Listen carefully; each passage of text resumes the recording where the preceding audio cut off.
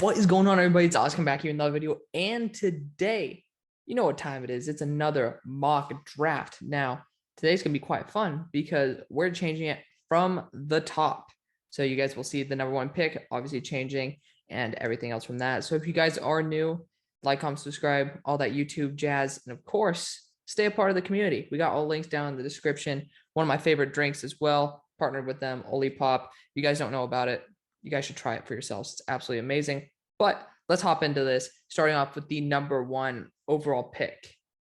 This is no longer Kayvon Thibodeau, number one recruit in high school, arguably the number one recruit still, but it is a man who has separated himself into that Bosa tier, somebody who we kind of already know what we're going to get from him because we've seen it multiple times through Nick Bosa, Joey Bosa, etc. That is Aiden Hutchinson, also staying up north, Ohio or Michigan as well as Detroit. So staying in Michigan right there, going from Ann Arbor to Detroit.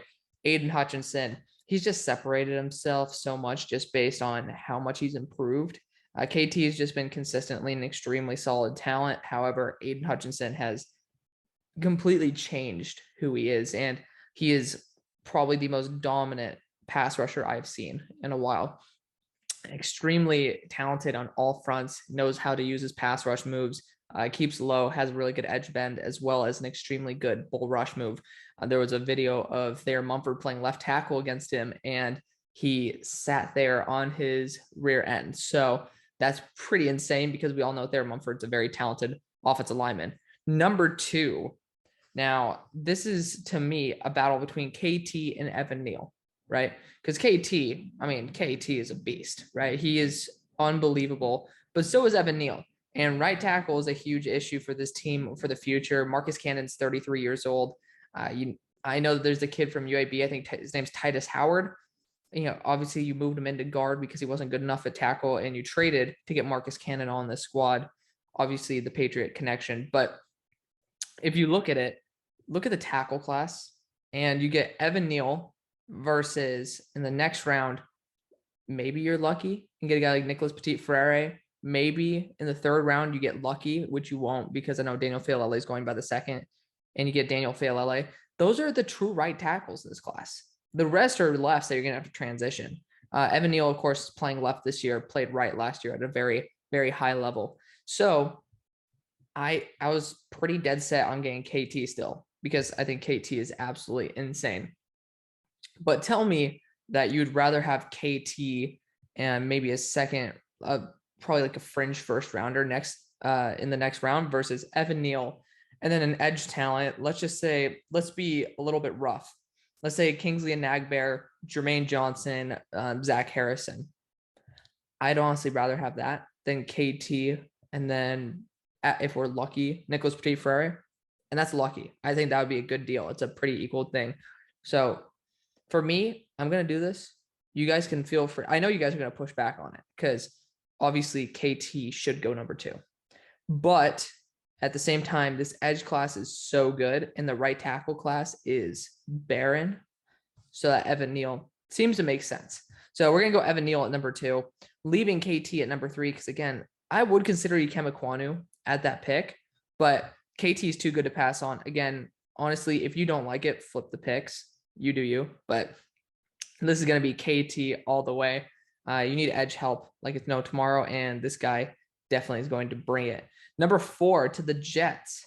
Again, if Evan Neal were here, I'd probably take him because right tackle. I know the tackle situation has been pretty solid. I just don't think that's an excuse to not go tackle. Again, your tackle fill-ins are coming up for contract. Two, they're also getting older. So it kind of puts a little bit of damper on that. Regardless, you're sitting here and you get Derek Stingley or Kyle Hamilton or both. And the bottom line is we're going to 100% get Kyle Hamilton. Obviously, going to be losing our safety in Marcus May. So getting a guy like Kyle Hamilton is an absolute yes. This next pick. So I want to talk about it because it's most likely going to be Derek Stingley, right? That's a pretty obvious one. But I want to bring you guys to the chance that's going to be Tyler Linderbaum. I'm not going to do it, so don't get all crazy. But I think people need to start respecting Tyler Linderbaum as a top 10 to 5 guy. I really do. We have not seen an interior offensive lineman as good as Tyler Linderbaum since Quentin Nelson. He is that talented. The only negative is that weight. And the right guard and center situation for this team is no bueno. If you want to get a balanced offensive and defensive draft, this is the way to go. But we are not going to be doing that. We're, of course, going to be getting the unique talents of the draft. Derek Stingley, obviously, since his freshman year, has been known as the number one corner in this class. Took a big step down over his following years, but again, injuries have had a big deal with that. He still flashes why he's an insane corner. And this is a team that, you can take time to develop players. Again, no one's expecting much from the Jets. But B, this is a team where if he fails, we didn't really expect much from the Jets secondary in the first place. So this is a potential dynamic duo that'll be there for 10, 15 years. And you get both of them, which is ridiculous. So insane steal right there for the Jets. Number 6 with the Giants. Fortunately, I would have loved to have gone honestly, to be fair, if they fell, if either one of these fell, they're going to go to the Eagles. So maybe the Giants would take it or trade out just to say screw you to the Eagles. But still, number 6, the Giants are sitting here. I would consider quarterback. I would. I know that it says right here for the team needs. I don't listen to that crap. I really don't. I already did a Giants mock draft where I look at your roster and everything. So Giants fans, check that out. Along with a lot of these teams, including the Jets, the Jaguars, actually have done all of these. So if you're fans of any of those teams, check out those mock drafts. But I would consider a quarterback. However, the only one I would consider is Malik Willis. Matt Corral is not going to give you anything new. Sam Howell sure as hell ain't going to give you anything new. Desmond Ridder is interesting, but in Kenny Pickett, honestly, you're not going to get that much of a jump. None of these quarterbacks actually give you the chance to jump up a much above Mac Jones, Daniel Jones's talent level, apart from Malik. And I think that people are going to start realizing that, but we're not going to go that route. Offensive line is an atrocity for this team. So I think the best thing to do is to secure an offensive lineman. Now, Ikem Ekwonu, I am a big hater on putting developmental left tackles to right tackle. However, Ikem is that good. Evan Neal is off the board. Ikem has taken a big step ahead of Darian Kennard, who's shown that he took a big step this year, but he didn't continue to progress during the year. That's a big red flag for me. It's like, okay, you can do this, but you can't do that. Regardless, I think Ikem Ekwonu is, again, you look at the tackle class, not very deep. You test him out at right tackle. Worst case, you use him at guard until he gets comfortable playing that right side. This dude is an absolute monster. I think that's where you take him. Number 7, this is a spot where I could see a trade back, right? This is a good spot for a team under the condition that Matt Corral randomly lights it up in his bowl game. It looks extremely good. Malik Willis, I'm pretty sure he should be going to the Senior Bowl if he hasn't already. But regardless, Malik Willis is definitely set up to be a target for teams moving up, especially if he performs well in the final stretch and then also his pro days and everything. Of course, that also creates intrigue. I just don't think the demand's going to be that high. I really don't. I think that teams will be like, okay, well, I could possibly get a guy like, let's just say Grayson McCall down or Brock Purdy in the 4th, maybe the 5th round versus trade up, give up maybe another 1st round pick to get a guy who I'm not comfortable with. It's not a very good trade, is it? So, yeah, I don't think that teams are going to be really trying to move up for a quarterback. And that's usually what teams try to do. There's no bona fide number 2 corner in this class. You know, some people will say Trent McDuffie. Some people like TDN like to hail at Andrew Booth. I like to talk about Sauce Gardner, even Kyrie Elam. There's so many variations that teams won't demand the corner. Like last year, we had 2 top guys, JC Horn and Patrick Surtain. Caleb Farley had that back issue. So there's just too much variability for a team to want to move up because I'm sure they'll be happy with what they get. If I were in the Giants GM seat and I couldn't trade back, I'd be taking Tyler Linderbaum in a heartbeat. Your center situation is terrible. I still might do it. I don't think you guys go back-to-back offensive linemen. Obviously, you have a guy like Carl Loftus here. But you know what? This is also my draft. So I think that the value of getting another edge, you can get maybe no Jabo later on. It might be worth it to go Tyler Linderbaum here. I know you guys need to increase some size on the offensive line. So Kenyon Green wouldn't be a bad idea either. He's much larger, 35 pounds heavier than Tyler Linderbaum. However, you do need a center. Billy Price is crap. You trade away BJ Hill for Billy Price. That's how desperate you were to get a center. There's no centers unless you're going for Ricky Stromberg later on that are worth the value of a Tyler Linderbaum. And you know what? I'm going to shake it up because I know that I would draft Tyler Linderbaum to the Eagles. So there you go. We're seeing teams play takeaway from their in-division rivals. So next with the Eagles, I mean, it's not out of the question to go to offensive linemen. I think that's a brilliant strategy. I honestly do. I think that going offensive line, maybe not be the most realistic, but it is the best way to build an offensive line. Speaking of a team in their division, the Dallas Cowboys went first round picks on offensive line multiple years and built one of the best for a while. This is the perfect strategy to do so. Also, Tyler Linderbaum can put on weight and plays a lot larger. Regardless, number 8, Eagles. So obviously there's a couple of positions I want to tackle. I want to tackle corner. I want to tackle that safety route because, again, Anthony Harris ain't going to be there. I want to tackle linebacker, even though I know that it's not Alex Singleton who got the contract. There's some other guy who got a contract. It was like a 1 year, $3.7 million, not a big deal.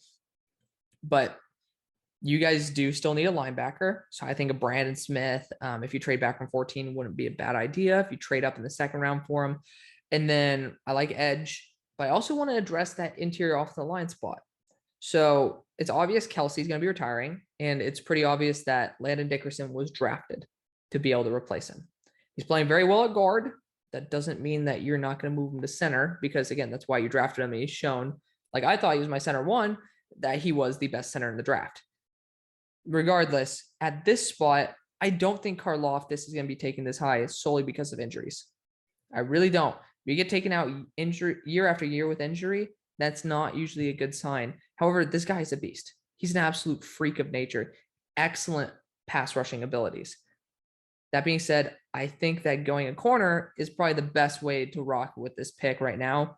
Again, you got Kyer Elam here. He's 6'2", 200 pounds. Sauce Gardner, 6'2", 190. I really do think that Sauce Gardner is going to be picking up a lot of hype because he's very aggressive. He put on weight. He is one of the most locked down corners that we have seen. Kyer Elam definitely could be this pick, but I want to change it up a little bit. Sauce Gardner is going to be the selection.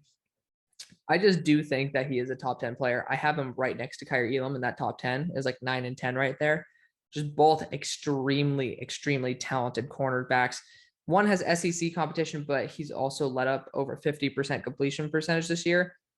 That kind of scares me a little bit. He took the year off pretty much, and I don't think that teams are going to enjoy that too much versus a guy like Sauce, where obviously since he's being Cincy, and he's just a lockdown corner. But we're still with the Eagles at number 9. Another spot we could trade back. There's still Karlaftis on the board. DeMarvin Leal would be a good addition too. Usually he's gone to the Giants by now, right? This could be a good spot to go that way. I want to highlight Kenyon Green here because, again, that guard spot is open. Whether you like to say it or not, Isaac Suamalu, he is on contract for 1 more year. He's not going to get a second contract. Pretty sure after Landon Dickerson outplayed him that they realized that building an offensive line is pretty important. I want to highlight Kenyon Green here as a big potential option. That being said, I look at all these teams. I don't think any single person is going to take Kenyon Green. Just not something that I would be intrigued with. So I think you look at George Karlaftis and DeMarvin Leal as his pick. I think that's going to be the guys who I'm going to be selecting from. And it's tough to go Karlaftis when you can say Evan Neal can slim down a little bit. He looks a little bit uncomfortable, but we saw the Fletcher Cox trade rumors. That's real. It shows that they're ready to move on. DeMarvin Leal, I think, could be probably one of the better gets for this team. The issue is, what do you do with Milton Williams, right? You obviously have Javon Hargrave there. Those are 2 interior guys. Jordan Davis would be fun, but we're not going to do that. Like, DeMarvin Leal might be too big. Obviously, Karlaftis is what? He's 15 pounds lighter. I thought Karlaftis was 285 for some reason. You know what? I was saying Karlaftis wasn't worth this high of a pick. I think they'll go with him anyways. I think the hype is real. He actually finally lasted a season 2, so I can't hate on him too much for that. I do love his talent, and he's going to go here. I know some of my Eagles fans aren't a huge fan of that pick, but I really think that's a solid one. So for the Panthers, this is going to be either a quarterback or a left tackle. And it's a tough one because, again, you don't have a second round pick anymore. So do you say, screw it, I'm going to wait for the third and pray for Bernard Raymond or Max Mitchell, Kellen Dyche to go there? Or do I go Charles Cross here and pray that one of these quarterbacks is not going to be there? That's just the bottom line. I think going after quarterbacks is the right move. I really do. Find somebody to patch that left tackle spot and be able to get back to playing some high-end football because you need a quarterback. Sam Darnold is not it. And I think since they brought on Cam Newton, it shows that Malik Willis is going to be the answer. Another guy who I would have thought about for the Eagles, again, I think that wouldn't be a bad option. I just don't think the Eagles go in that route because Malik Willis is pretty much just a better version of what Jalen Hurts is. I don't know if you go from Jalen Hurts to a slightly better Jalen Hurts, and I don't even think he'll perform better than Jalen next year. It might be time to go for a new quarterback, but you guys got to give me some pushback on that. Let me know what you guys think about Malik Willis at number 9 over George Karlaftis. Number 11, though, we got the Falcons, and the Falcons are stealing Kaiir Elam here. Yeah, you guys are rushing to the podium on that one. Kaiir Elam, very solid corner for Florida. I do like him a lot. Again, just over 50% completion percentage. Scares me a little bit because it's obvious that he has more talent than that. 12 with the Vikings. Yeah, we're seeing this happen right here. DeMarvin Leal could have been another pick for this team, by the way, but this is a team that's going to go DeMarvin Leal. You could shed some weight off him, and then he fits perfectly with what you're looking for. I don't think he plays on the interior. I really do think that they're going to see how great he was on the outside as a 285 to 290 pounder. He looks 300 right now. And he looks really out of shape. So I think that's why he gets pushed down a little bit. Just that's the way it rolls. 13 with the Saints. I think this guy is definitely a top 15 guy. My wide receiver 1, Garrett Wilson. He's separated himself from Chris Olave by a long shot by now. I don't know why people don't see that. I don't know why TDN doesn't see that. Garrett Wilson is just on another level. 14 with the Eagles. Another team that I could honestly see getting Garrett Wilson at this point. You know, the Jalen Reagor project just hasn't been going too well. This is one that you guys aren't going to like. I have a good feeling about that. But I think it's the right move for the team. Linebacker will be addressed. Safety will be addressed. Luckily, linebacker, something that we can easily do. That being said, hold up a second. I was about to just pull it on Kenyon Green. To be fair, though, we could get a guy like Sean Ryan in the second. Yeah, we're gonna move back with this pick. I don't think it's the right. I don't think it's the right move to go Kenyon Green because I just don't. But we are going to be moving back. There are guys like Matt Corral on the board still, and teams like the Steelers, like the Broncos, that are trying to get him.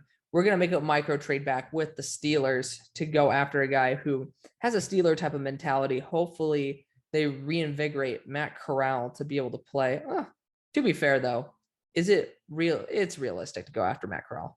We're going to see if we can get a 5 out of the Steelers and then a next year pick. We can get 2 5s out of them. That'd be great. We'll toss in a 4. Whoop-de-doo. You know, we'll see what happens. Obviously, they accept the offer. I think Matt Corral is more of a Steeler than Kenny Pickett. Is it true that they're literally next to the Pittsburgh Panthers all the time? Yes. That doesn't mean you're going to select a Pitt quarterback if you've seen them have issues over the past 4 years as well. So obviously, it's an easy pick to go after a guy like Kenny Pickett. But when you have a guy like Matt Corral, you take a guy like Matt Corral. And with the Browns on the board, this is a team that it's tough to choose between these two. But I'm going to go with the unique talent with Jordan Davis. Also, I want to see a team that needs a left tackle because they're going to definitely move up because Charles Cross is still on the board, deserves to be taken. So this is another trade back spot. I think the Eagles will trade back twice. It's not unheard of at all because I'm going to be going after a linebacker like Devin Lloyd. Not a crazy breaking news scenario. And there's a team that honestly probably would have taken Devin Lloyd if Charles Cross were not on the board. That team is the Miami Dolphins. So Miami Dolphins are moving up with the Philadelphia Eagles. We'll see what we can fleece out of the Dolphins. A team that actually is pretty familiar with the organization. So we can see if we can toss in that 4 Yeah, so we could toss in another 5th round pick as well. So we're getting a 2 next year as well. This is the whole entire point of this, is just to be able to get future draft capital. So the Eagles declined that. Wow. Oh, you do you, man. You do you. We'll do that later 5th round pick. Crazy difference in the value. But the Eagles accepted it. The Dolphins move up and select Charles Cross out of Mississippi State. Kenyon Green's falling, but that's perfectly fine. There's nothing insane about that.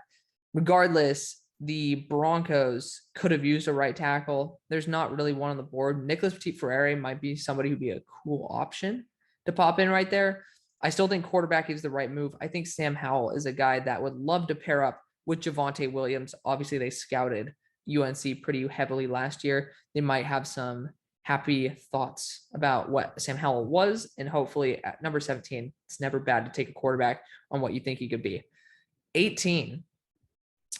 This is a split spot between Chris Olave and Jameson Williams, and this is going to be the weird one of the draft. I think Jameson Williams is going to be taken before Chris Olave. It's just scheme fit. I know you guys are going to say that sounds so stupid, but also Jameson Williams is ranked above Chris Olave on PFF, so I'm not the only one who thinks that. I don't have Jameson Williams as a better receiver than Chris Olave. We'll put that out there. But I think since the Raiders will be trying to fill Henry Ruggs' shoes, they're going to get a guy who's a better version of Henry Ruggs. You saw how good Henry Ruggs could be. And Jameson Williams is in that 4-2 category. I think he's excellent. At number 19, this is a spot where Charles Cross could have went as well, but he didn't. This is a spot where I can see Kenny Pickett going, but I mean, Kenyon Green's still on the board. I might want to go Kenyon Green here, but I know that guard isn't going to be as big of a talking point as a guy like Kenny Pickett, Desmond Ridder. So the question is, what are you looking for? Do I think these quarterbacks deserve to go in the first? No, not at all. I don't think Desmond Ridder is a first rounder. I think he's an early second. Kenny Pickett, do I think he's a first rounder? No, I think he's an early to mid second. Same thing with Carson Strong. That being said, this team's next pick, if you guys want to check it out, is what? It's actually 35. How the hell does that make sense? You guys need to tell me about that one. I don't know why they'd be picking at 35 there and 19 over here. That is sketchy to say the least. But given that, I feel more comfortable not going with the quarterback here. And I think the best route to go, which sucks because I want to send him to the Chargers, is Kenyon Green. But that opens the door for Darian Kennard to play right guard and hopefully be the successor at right tackle for a team like the Chargers. The Eagles are back. And you know what? You collected another 2nd round pick. And you're selecting Devin Lloyd, instant impact linebacker out of Utah. Yes, we did it. Devin Lloyd going to be the pick. You just got to go defense. And we're probably going to go defense once again. That's just the way it rolls. Devin Lloyd to the Eagles. 22 with the Buffalo Bills. Fortunately, the interior offensive linemen have all but disintegrated off the board.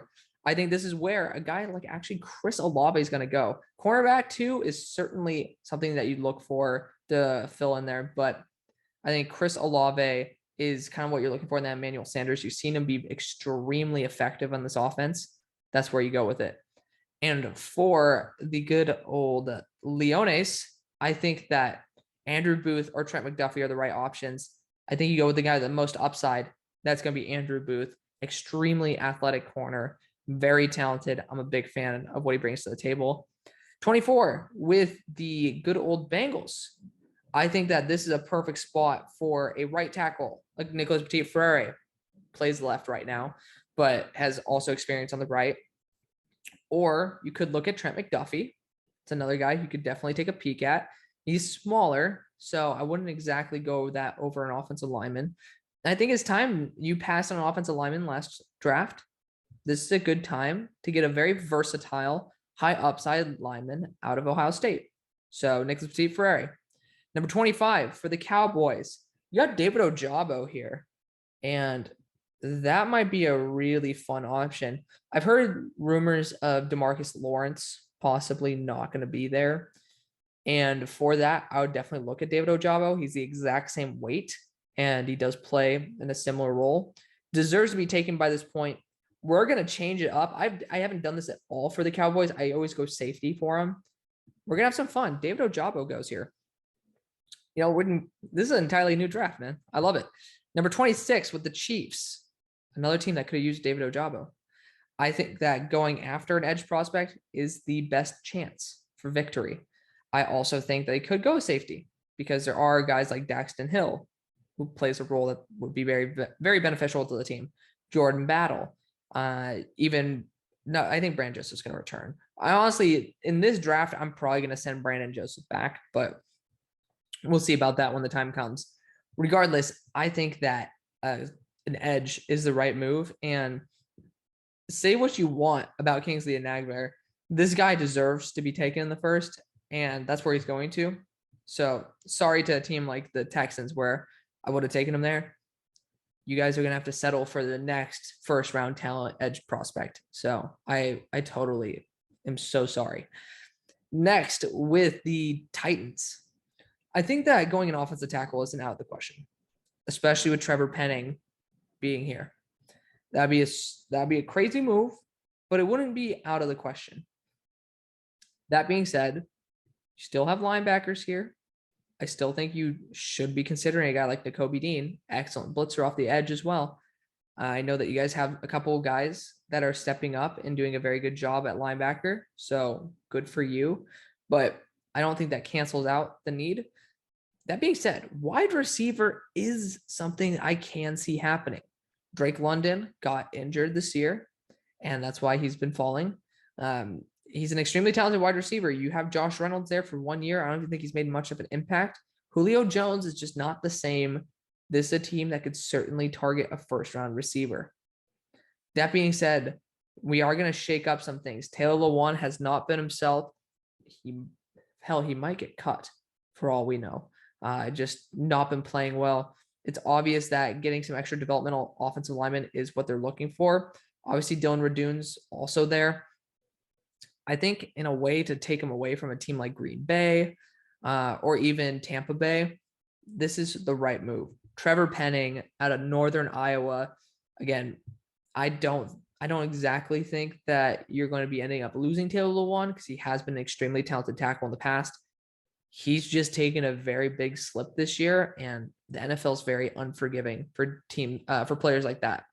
Number 28 with the Tampa Bay Buccaneers. I want to make it different for you guys. So this is actually quite fun for me. We're going to go Trent McDuffie all the way. Very talented corner out of Washington. I think it's the right move. He is a really damn good corner, and this team desperately needs extra help in that secondary. And for the good old Patriots, I think that this is a team that could go Drake London, but I really do like the idea of Jahan Dotson on this team. Really hard worker, seems to fit with what the Patriots are looking for.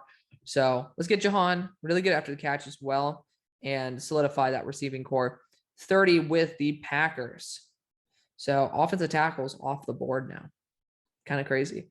But obviously you still have edge talents, really good ones, may I remind you. And there's a lot of other guys you can go after, one of which being Drake London. And I think that he is going to be taken before Treylon Burks, just because Treylon Burks has I just don't think Treylon Burks is as talented as Drake London in general. Both have extremely good after the catch mobility, but I think Drake London can separate better. And I think teams will see that as well. Also 6'5" versus 6'3", crazy. But 31 with the Ravens. I think this team probably wants to add offensive linemen to their regimen. And a guy like Sean Ryan, if he's going to be offensive, he's a left guard and a left tackle. And I think both positions, or you could probably put him at right guard too. Put him at a guard position, put him at a tackle position. He has that upside. I think the Ravens are going to be continuing to invest in the offense, and that's exactly what they do. 32 with the Cards. It's a team where I can see them going an edge. A team I can see them going a corner. A team I can see them even trying. I mean, you could dip in the wide receiver realm here. All routes I can see happening.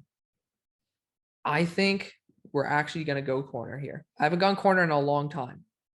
Roger McCreary has been playing lights out football. He's extremely athletic, very consistent. Martin Emerson doesn't feel exactly like he would be a Cardinal. You can disagree with me all you want, but Roger McCreary seems like a guy who will sneak in to the end of the first. So let me know what you guys think. Thank you guys so much for watching. Stay tuned for round 2 tomorrow. Peace.